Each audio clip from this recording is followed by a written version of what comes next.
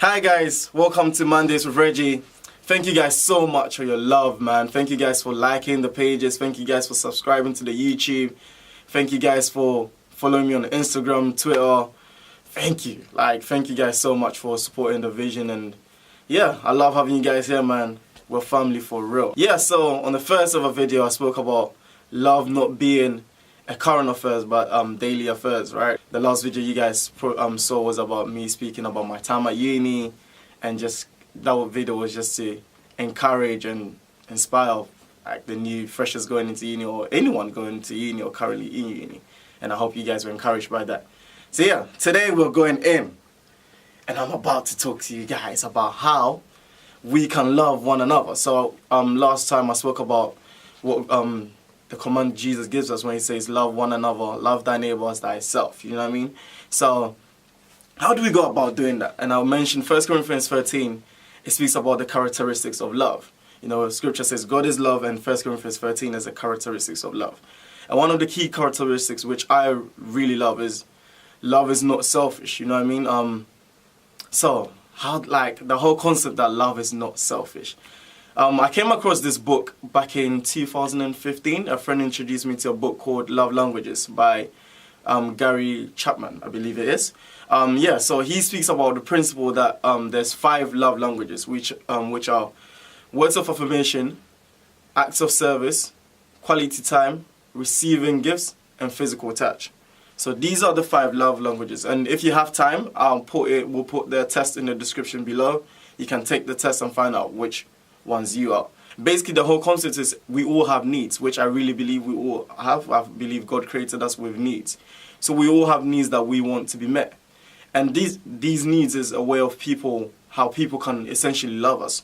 But one way, like when I really dived into this love languages, I realized that, hold on, I've been selfish with my love in the sense that I tend to give people the love I want to receive, which we all tend to do. Then we love to complain, oh, this person does not love me, oh, and we all go on. But it's like, hold on, you're loving them how you want to be loved, but you expect them to receive it. But it's like, hey, that's not how I want to be loved.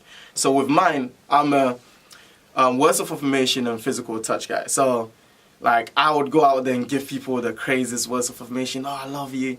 You look beautiful. You are this. Oh, my dude. Well done. I'm proud of you. All this great stuff. These times, this person doesn't want words of affirmation. They love quality time. But I'm here trying to give them all the affirmations thinking, I'm showing you I love you. What's your business? But you know, it's like, hey, no, I'm actually not showing them I love them. I'm being selfish. Instead of trying to understand that this person be like, guys, this is purely even in friendships and relationships, it helps both ways. So even with my friends, with my dudes, like my guys, I'm like, hey, how does my best friend want to be loved? I'm like, okay, cool. He loves quality time. He loves, you know, whatever he loves. He loves words of affirmation. He loves acts of service, whatever it may be. You know, so I try to meet those needs by loving the way he wants to be loved, and he loves me the way I want to be loved. So I feel like we've been given a helpful wisdom cheat code to this. You know, how to love one another. I'll say, guys, man, get into the love languages, because that teaches us how we can love one another and how we can even love ourselves. So I know I love words of affirmation.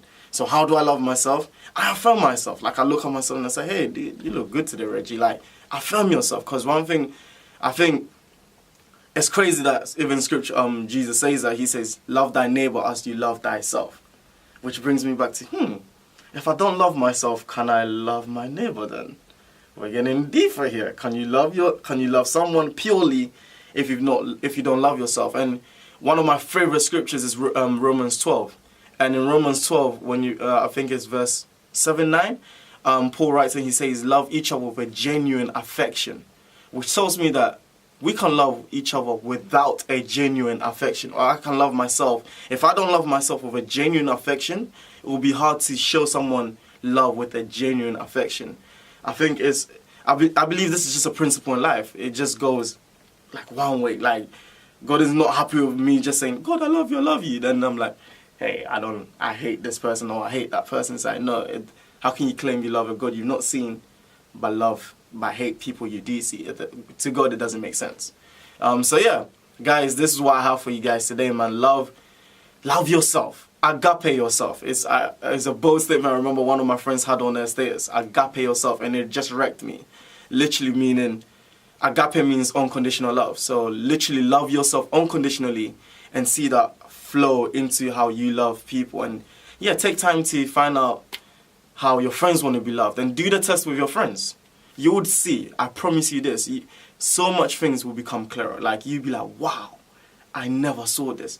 Wow, okay, this makes sense. This is why you react that way. For me, back in 2014, 15, doing this test really changed. It really changed my love and even my perception on love and God and the Father's heart and things like that. And it really changed how I do life and yeah, how I love, man.